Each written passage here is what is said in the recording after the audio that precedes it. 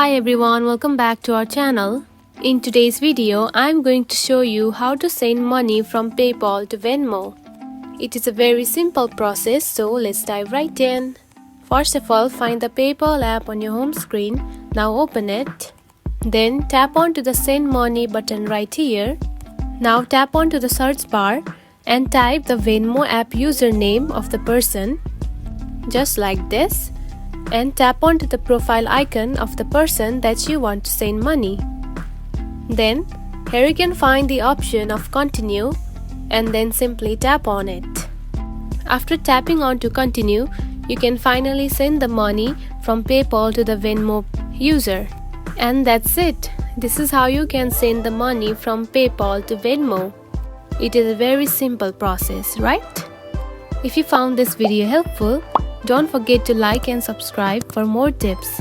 Thanks for watching.